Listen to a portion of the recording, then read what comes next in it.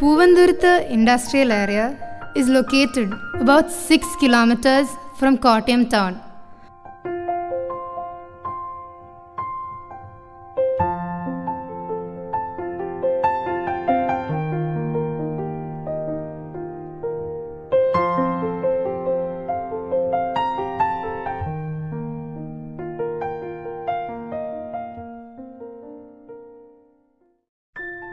Poovanthuruthu mainly has agro-based industries which are mostly rubber recycling and manufacturing units.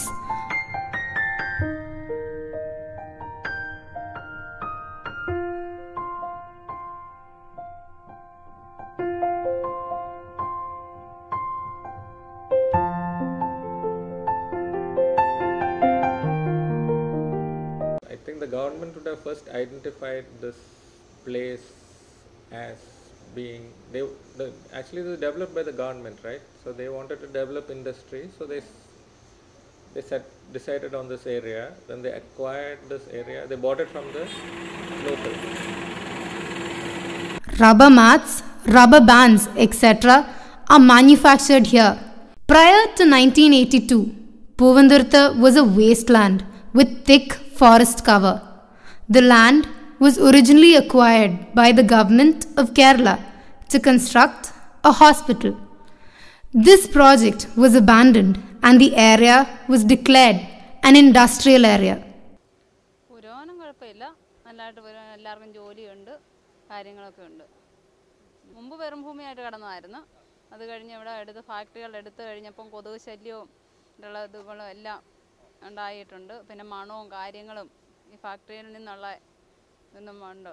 താഴെ ഇവിടെ ഈ തുരിശ് കമ്പനിയുണ്ട് ഏറ്റവും താഴെയായിട്ട്. അത് പുക ഭയങ്കര കണ്ടമാനം ഇങ്ങോട്ട് വരുമ്പോൾ ഇവിടെ ശ്വാസം മുട്ടലുണ്ട് എല്ലാവർക്കും, അതിൽ നിന്നുണ്ടാകുമായിരുന്നു. അന്ന് എതിർത്ത് പറഞ്ഞു അവരോട് കമ്പനി അടച്ചിടിക്കുകയൊക്കെ ചെയ്തതാണ്. കുറച്ച് കഴിഞ്ഞ് പിന്നെ വീണ്ടും അവർ കമ്പനി തുറങ്ങും പ്രവർത്തിക്കും, ഞങ്ങൾ പോക്കലിൽ മേലിലോട്ട് വിട്ടിരിക്കാമെന്നെല്ലാം പറഞ്ഞുകൊണ്ടായിരുന്നു. അങ്ങനെയൊക്കെ വെച്ചിരിക്കുകയായിരുന്നു. ഇവിടുത്തെ 82 അവസാനം മുതലാണ് പൂവന്തുരത്ത് ജില്ലാ വ്യവസായ കേന്ദ്രം എന്നും പറഞ്ഞ് സ്ഥലമെടുപ്പും പരിപാടിയൊക്കെ തുടങ്ങി. നാട്ടുകാർ പണിയാൻ ആദ്യകാലത്ത് കുറച്ച് നാട്ടുകാരുണ്ടായിരുന്നു, പിന്നെ അവരോട്ട് പണിയാനുമില്ല. കാരണം അവർക്ക് ശരിയായിട്ടുള്ള കൂലിയില്ല.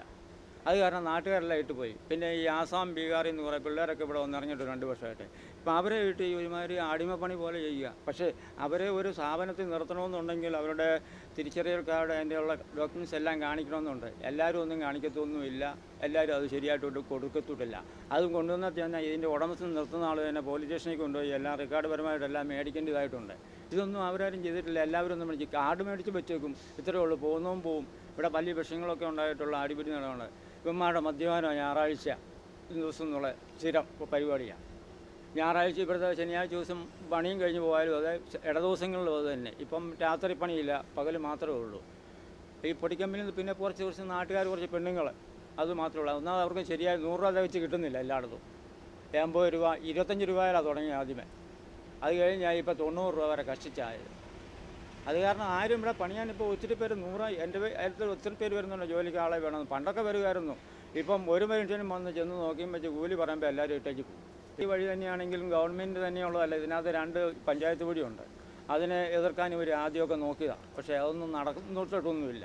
കാരണം അത് നാട്ടുകാർ സമ്മതിക്കത്തില്ല. കരോട്ടൂടെ കിടക്കുന്ന വഴിയും ഇൻഡസ്ട്രീൻ്റെ വഴിയല്ല, അത് പഞ്ചായത്തിൻ്റെ ഒറിജിനൽ വഴിയാണ്.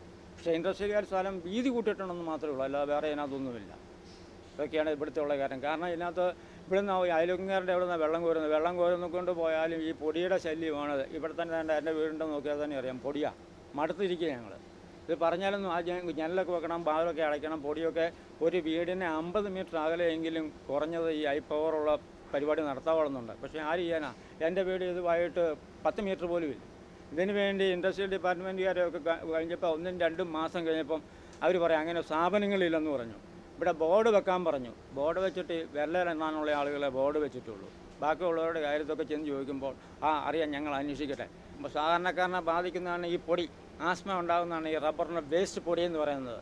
അത് ഉയരത്തിൽ ഇവിടെ നാട്ടുകാർ ഇവിടെ പണിയാൻ നിൽക്കുവാണെങ്കിൽ ആസ്മയുടെ ഗുളികയും കൊണ്ടാണ് വന്ന് നിൽക്കുന്നത്. ഇവിടെ വരും എന്നാൽ ഇത് വെറ്റിപ്പറക്കി പോകാൻ ഒരുമായപ്പെട്ടവർ വാങ്ങിക്കാനും ഇല്ല. കാരണം ഇത്രയും അടുത്തുള്ളതുകൊണ്ട്. അതാണ് ഇതിൻ്റെ മുഖ്യ വിഷയം. അതേ പണ്ടേക്ക് ഇവിടുന്ന് പോയനെ. ഇൻഡസ്ട്രിയിൽ എന്ന് പറഞ്ഞാൽ പൊടിക്കുന്നതല്ല, പാറ പൊട്ടിക്കുന്നതൊന്നുമല്ല. ടി വി, കേബിള്, ഇലക്ട്രോണിക് ഐറ്റംസാണ് ഇൻഡസ്ട്രിയൽ വ്യവസായത്തിൻ്റെ പ്രധാനപ്പെട്ട വിഷയം. പക്ഷേ അതൊന്നും എടുത്താൽ അതിന് ലാഭം കിട്ടിയല്ല. അതാണ് ഇപ്പം ഇവിടെ ഈ ബാറ്ററിക്കാർ ഇവിടെ നടത്തുന്നത്. ഇപ്പം പുതുതായിട്ട് പറഞ്ഞാൽ 3 വർഷമേ ഉള്ളൂ. അവരെ സംബന്ധിച്ച് ഞാനിപ്പോൾ ഇവർ ചോദിച്ചു കഴിഞ്ഞപ്പോഴത്തേക്ക് അവർ പറഞ്ഞത് ലാഭമുള്ള ബിസിനസ്സാണ്. പക്ഷേ ഇച്ചിരി ബുദ്ധിമുട്ട് വരുന്നേ ഉള്ളൂ. സാധനത്തിന് വെച്ചാൽ മെറ്റീരിയൽസ് ഐറ്റംസ് വില കൂടുതലാണ്. പിന്നെ ആൾക്കാർക്ക് ദോഷം ഉണ്ടാകുന്ന പരിപാടിയൊന്നുമില്ല. ആസിഡിനകത്തുള്ള പരിപാടിയാണെങ്കിലും ദോഷം ഉണ്ടാകത്തില്ല. എല്ലാം ഈ കർത്തീയത്തിൻ്റെ പരിപാടി മാത്രമേ ഉള്ളൂ. അതിനകത്ത് വളരെ നല്ല കാര്യത്തിൽ ഇവിടെ ചെയ്യുന്നുണ്ട്. പുതുതായിട്ട് ഞാൻ ഒബ്ജക്ഷൻ ചെയ്ത് കഴിഞ്ഞപ്പോൾ എൻ്റെ വിവരങ്ങൾ പറഞ്ഞു. നിങ്ങൾക്ക് കംപ്ലയിൻ്റ് ഉണ്ടെങ്കിൽ നാളെ ഇത് പൊളിച്ച് മാറ്റുമെന്ന് ഇവിടെ പറഞ്ഞിരിക്കുന്നത്. അത്ര ഡീസൻ്റായിട്ട് ചെയ്യുന്ന ആളുകളുണ്ട്. ചിലരതല്ല, ഞങ്ങൾ ഇൻഡസ്ട്രിയിലല്ലേ എന്തും ആകാമെന്നുള്ളത്. ഇൻഡസ്ട്രിയിൽ എന്ന് പറഞ്ഞാൽ ഓരോരുത്തർ തറവാട്ട് മുതല അവർ ചിലരിവിടെ സാധിച്ചുകൊണ്ടിരിക്കുന്നത്. പക്ഷേ അത് എപ്പോഴും നടന്നു വരുമോ? ഇൻഡസ്ട്രിയിൽ അടയ്ക്കാനുള്ള പൈസ പോലും അടയ്ക്കുന്നില്ല. ഇവിടുത്തെ നാട്ടുകാർക്ക് യാതൊരു ഗുണവുമില്ല. അതാണ് മുഖ്യ വിഷയം. ഒരാഴ്ച ഇവിടെ നിന്ന് പണിത് കഴിഞ്ഞാൽ 1000-1500 രൂപ കഷ്ടിച്ച് കിട്ടും. കഷ്ടിച്ചെന്ന് പറഞ്ഞാൽ ഈ പൊടിയെല്ലാം തിന്ന് ഒരു 8 മണിക്ക് തുടങ്ങിയ ഒരു 7-7:30 ആകും പോകണമെങ്കിൽ ഇത് പൊടിച്ചിട്ട് കഴിഞ്ഞാൽ അത് തണുത്ത് കഴിഞ്ഞ് ചാക്കിനകത്ത് വാരി കെട്ടി തൂക്കി അടിക്കച്ച് വേണം പോകാൻ. ഇങ്ങനെ പോയി കൂടെ കഴിയുമ്പോഴത്തേക്ക് എന്നാ ചെയ്യാനാ? അവനെന്നാ കിട്ടാൻ? നാട്ടുകാരിട്ടേച്ച് പോകില്ല ഉള്ളൂ. പിന്നെ ഈ പെണ്ണുങ്ങളൊക്കെ കൈ ഉറയൊക്കെ ഇട്ട് വേണം ഇത് ചെയ്യാനെന്ന് പറഞ്ഞു ഒരൊറ്റ സ്ഥലത്ത് ഇത് ചെയ്യുന്നില്ല. Development is a necessity.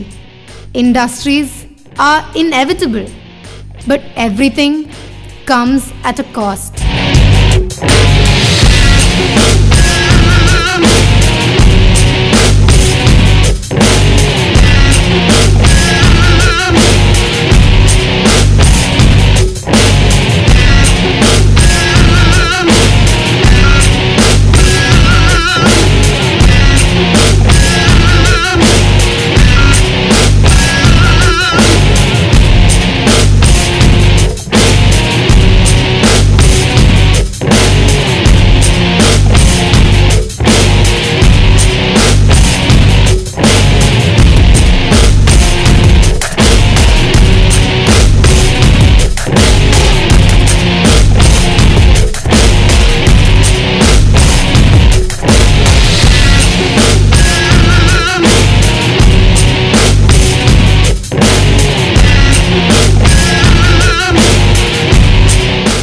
Environmental concerns should not and cannot take a back seat to development.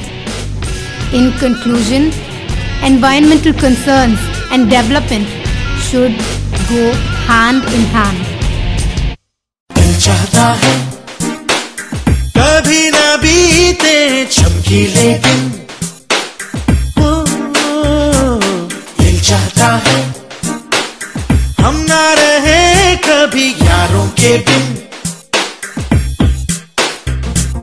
चमकाते हैं, चिलमिलाते हैं अपने रास्ते, ये खुशी रहे रोशनी रहे अपने वास्ते। चमकाते हैं, चिलमिलाते हैं अपने रास्ते, ये खुशी रहे रोशनी रहे अपने वास्ते।